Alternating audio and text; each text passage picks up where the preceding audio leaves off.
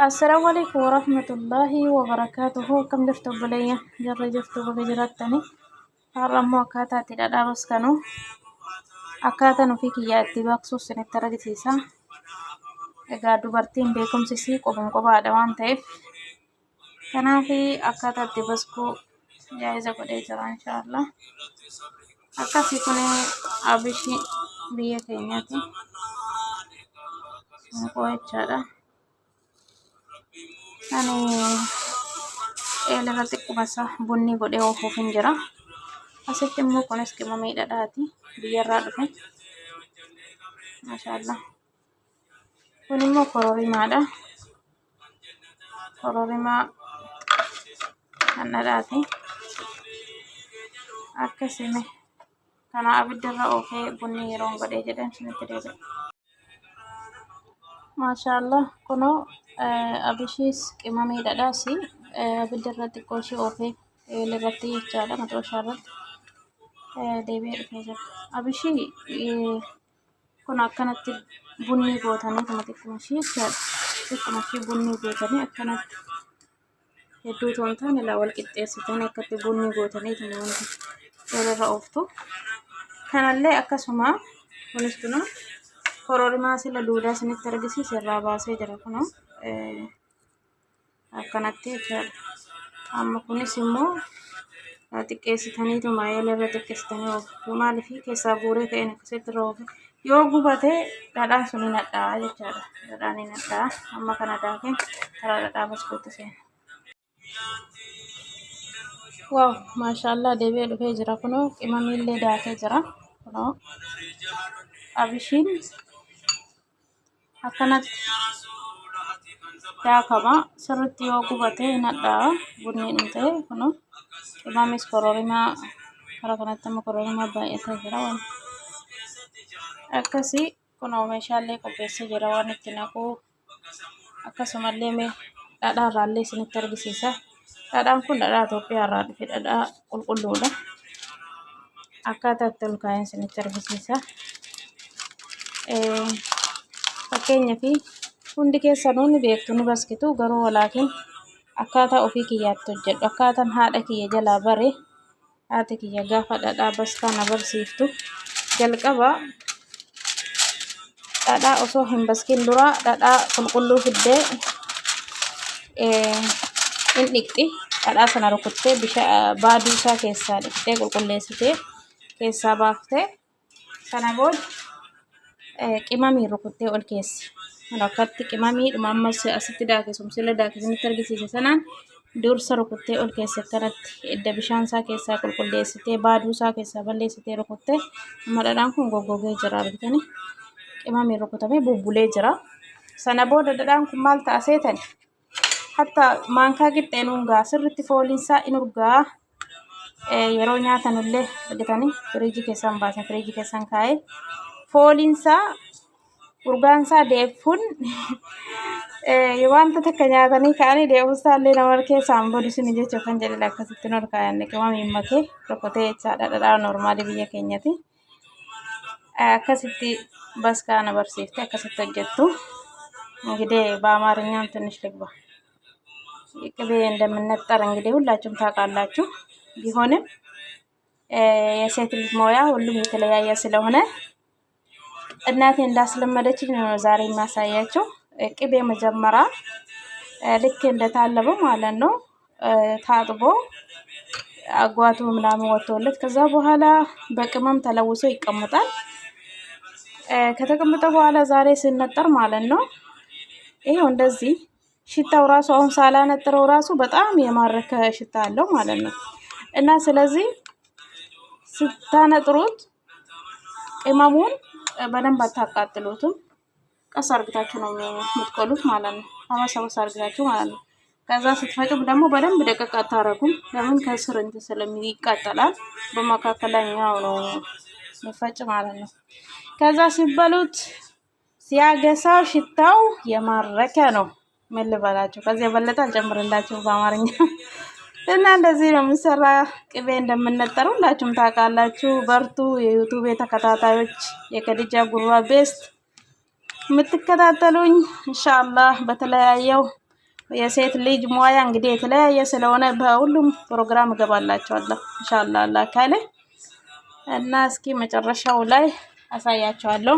አከሲ ጋፋን ኦሮሞት ደቤ ጅራማ ኩኖ ፊዴ ጅራሲ ዲስቲን ስርት ፉርዳዳ ዲስቲን ፉርዶ እብደ ስርት ጀላቀነሴኒ ከነናኒ በስኩ kanaaf mee dhadhicha keessa buusee ka isinitti argisiisa viidiyoo waraabaa waan deemuuf naaf hin tolu. Waaw deebi'ee dhufee jira kunuunsa dhadhaa distiitti naqee jira. Ilaa dhadhaan argitanii jalaan bakki qimamiin hin qaqqabne kisumaan ol kaa'u dhadhaan diimatee jira. Noormaaliin isaa kun kan akkatti ture akkasii biddeetti xiqqoo sitanii kan baskitanii maalfi yoo biddeetti guddate dhadhaan gisee baqu fakkeenyaaf dhadhaan seeraan baqee abidda jalaa xiqqeessanii jechaadha. Yeroo inni sirriitti chagachagee eenyuusaa fixate kobbocha gubbaarraa fixate qulqulluu ta'ee taliiliitu tokko taate bishaan qulqulluu fakkaatu taate dhadhaan sun seeraan baqe jedhama. Sanatti dhadhaan noormaaliin akkasitti baqa. Amma qimamii ittiin haquuf hin jiran waxiidhaafis nan hambisa kana.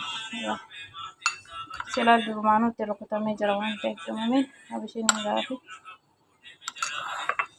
Kana garuu ittiin baay'isaa qibladhaan qimamiin itti baay'ate in urgaa sirriitti.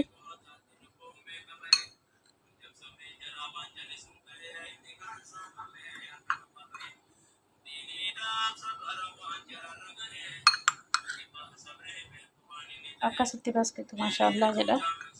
Maashaallah jedha malee maashaallah jettan malee biraan darbina. Akkasii isiniin jedha hundi keessan hojjettu garuu tariiqa hundarraayyuu ilaaluun bareeda. Amma kunoo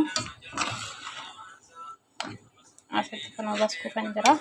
Asitti immoo qodaa itti naqadhu fidee jira maashaallah. Qodaas immoo ani akkuma ommaa kiyya jalaa bareechin deema. Qoraasumaan fidee jira. Kun qoraasumni biyyaa dhufe kunillee kun qodaa itti naqadhu nam qoraasa in urgaa sirriitti. Kuni kanneen yeroo itti nanaxxaru itti naqu gubbaa isaatti akkatti itti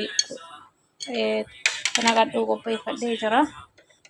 Amma kun qoraasumallee nan qoraasa akkasitti jechaadha. Akkasitti dhadhaan bafkamaa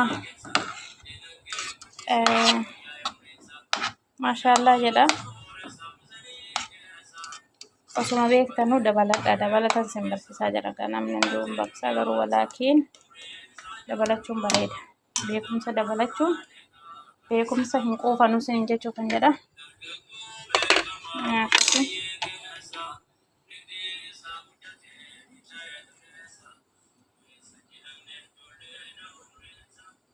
Kun amma qoraasaa hanga inni baqutti. Maaliif amma abidda jalaa qonnasee hin jiru sirriitti hanga dhumaarra jira. Suuta jedhee baqa.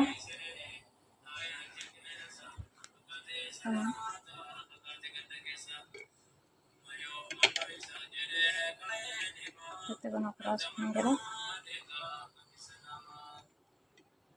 Qodaa isaan qoraasaa qodaan inni qoraasan akka innaa itittuu dur xubburitti aannan itittuu yeroo dhuganu maashaallah. Deebi'uunsaa sirriitti das nama hidha akkatti innaa xubburiin akkana fakkaatti gaa maal jedhama biyya biraatti hin beeku biyya keenyatti xubburii jedhamti.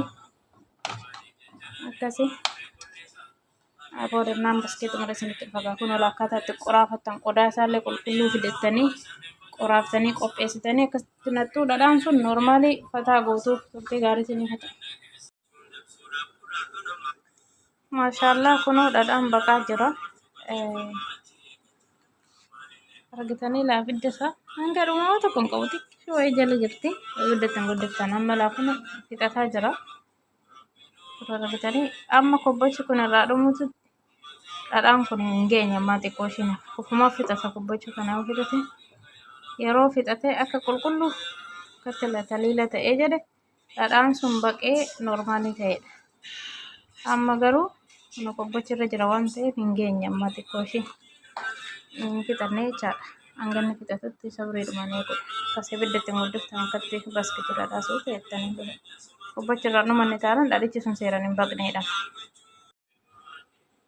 maashaallah kunoo xumuree jira dhadhaa baskeeti argitanii kunoo qimamiin isaa jalatti galee qulqulluu ta'ee jira bobbochi isaas gubbaarraa fixate reefuman jalaa dhaamse yeroo inni akkasitti jedhee kunoo qulqullatee argitanii miti dhadhaan kun akkasitti innaa taliila ta'ee jedhe akkasitti kunoo dhaamsitu yeroo inni qulqulluu ta'ee bobbochi isaa fixate jechaadha akkasitti balfamala kun dhadhaan kun hin gubanne maashaallah amma xiqqoo ishee hangani isatti inni jedhutti reefin jalaa dhaamse waan ta'eef sana booda kunoo qodaan qoraafamee jira sirriitti aara keessa jira waan ta'eef kunuunti xallalee itti naquudha akkasitti baskitu maashaallah jedhama.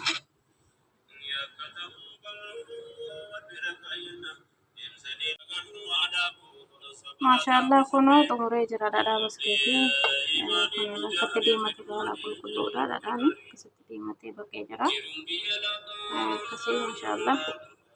Kana fakkaataa kunuun siniin jedhaa akkasitti bunni gootanii dhadhaa bareedu kan gochuudha.